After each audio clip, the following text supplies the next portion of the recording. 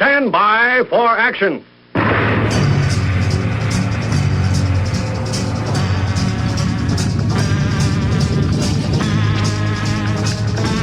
Thanks for joining. My name is Dave Miller. I am the Unpleasant Blind Guy. I want to thank everyone who had kind compliments for my last few shows. And let's get this one started.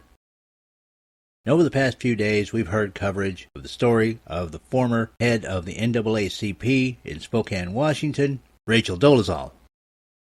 Now, you might be kind of sick of this story because everyone's been talking about it, but what I do with the Unpleasant Blind Guy is I look at stories from a different angle, and this one's no different. So let's begin. Race, as defined by the Free Dictionary online, is a group of people identified as distinct from other groups because of supposed physical or genetic traits shared by the group. But it seems that this definition is being turned on its ear by certain people who have an agenda. Now, the following drivel comes from Gene Demby of National Public Radio's Code Switch Team. And the title of it is The Rachel Dolezal Case Challenges the Definition of Race. This was pooped out on June the 14th. The story struck a nerve. Her name was trending all day on Twitter Friday, and the conversations were all over the place.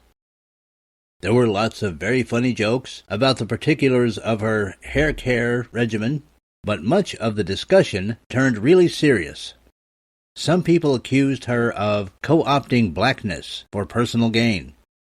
There were other tense, confusing arguments about whether people can be trans-ethnic or transracial the way that some people are transgender. Now pay attention to this next bit, people.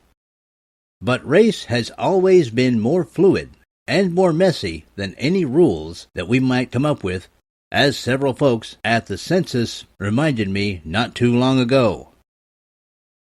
Since the very first U.S. Census in 1790, the categories on the race question for that survey have changed every decade. German Americans were once viewed as a distinct of untrustworthy foreigners, but today they're America's single biggest ethnic group. We just think of them as white. The same thing happened with the Irish and Italians and Jewish Americans. While whiteness has always been aspirational, a thing to be moved towards, blackness has always been gerrymandered around disadvantage. Our crude racial rubric has always held that a little bit of whiteness doesn't make you white, but one drop of black blood can make you black. And at different points in history, blackness has meant people can deprive you of your dignity and your rights, including the right to live with impunity. There have always been people of color who were light enough to pass for white, who did so to escape discrimination, often at great personal risk. And so we're much more familiar, as Americans, with people going from something else to white. But we're far less familiar and less comfortable with stories in where someone is going the other way. That's probably one of the reasons why this story has elicited so many eye rolls and so much nervous tittering. Sidebar, it's also elicited a lot of jokes, some of which I've told. I intend to tell more. Back to the story. So much of what we think we understand about race makes Dolezal's choice incomprehensible and strange. And it leaves us with this bigger question. How much of race is about who we are and who we think we are? And how much is about who other people think we are and how they treat us because of it? And there's no clean answers for that question. Maybe, like Rachel Dolezal, we're all making up the rules as we go along. Now, I apologize for making you guys listen to that crud, but it is an example of some of the discussion going on now. There are people out there now defending Dolezal who did commit fraud on applications by saying she was an African American. It is also obvious that she has taken empathy with black people to a delusional level. But progressives see it differently. As you can tell from the article that I just read, progressives see race as a tool that they can use to further their own ends. You see, for them, it's not so much a definition of who physically a person is. It's a means of granting certain groups protections so that they can operate outside of normal good behavior and enjoy the protections of a race. A great example of that is Muslims. And if you don't believe that, witness the story filed on February the 3rd by Ann Corcoran of Refugee Resettlement Watch.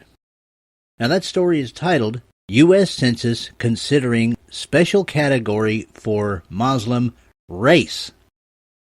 And I'm going to put that story, along with all other source articles, up at UBG Contact on the Twitter. That's where you can contact me with comments, questions, show suggestions, also American suggestions. It is the main contact point for the show. And I think that that story is further proof of what I'm saying. It's not about a scientific tally for statistical purposes. The definition of race has become a means to an end. And that end is control by the progressive left. You see how this works. If you tell the truth about Islam, you're a racist. If you disagree with socialism, you're a racist. If you disagree with massive, uncontrolled immigration, you're a racist. You see, it's very convenient for the progressive left to be able to identify anyone with or as a race, because then they can use anti-racism laws and regulations not only to control the debate, but to punish those they disagree with. Now let's look at a more sane definition of race. This one comes direct from Census.gov. The U.S. Census Bureau must adhere to the 1997 Office of Management and Budget Standards on Race and Ethnicity, which guide the Census Bureau in classifying written responses to the race question. Now listen to this carefully, guys, because this backs up the first definition of a race that I read. White. A person having origins in any of the original people of Europe, the Middle East, or North Africa. Black or African American. A person having origins in any of the black racial groups of Africa. American Indian or Alaska Native. A person having origins in any of the original peoples of North and South America, including Central America, and who maintains tribal affiliation or community attachment. Asian.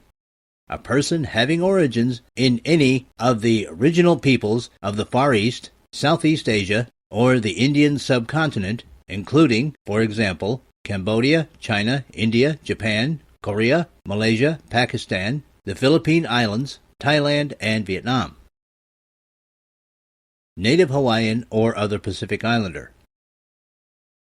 A person having origins in any of the original peoples of Hawaii, Guam, Samoa, or other Pacific Islands. Now those are straightforward definitions of race, and they work just fine, because you notice all of them begin with the phrase, a person having origins in. It's about where your people come from.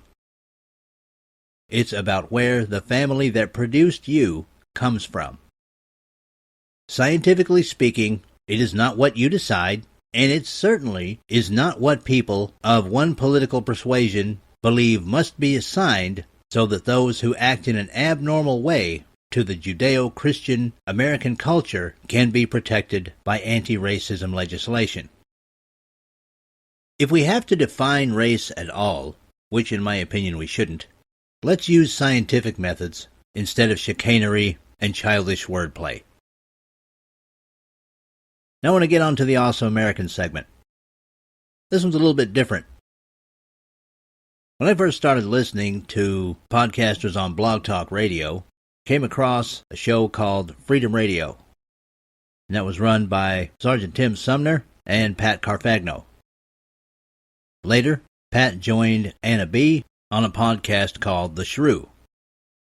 Pat announced not too long ago that she will no longer be able to engage in podcasting because of complications from multiple sclerosis. Sometimes in our lives we come across people that inspire us, and Pat was one of the people who inspired me.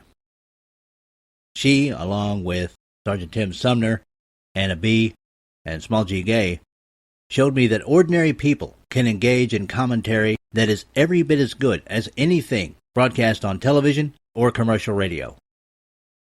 It's something I knew innately already, because there are a lot of smart people out there.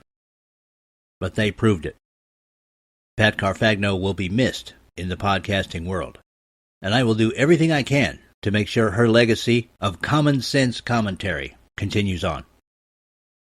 Pat Carfagno is an awesome American. That's it for this time. I appreciate each and every one of you. Thank you for listening, and may your God go with you. Goodbye. The Unpleasant Blind Guy is copyright 2015 Anno Domini.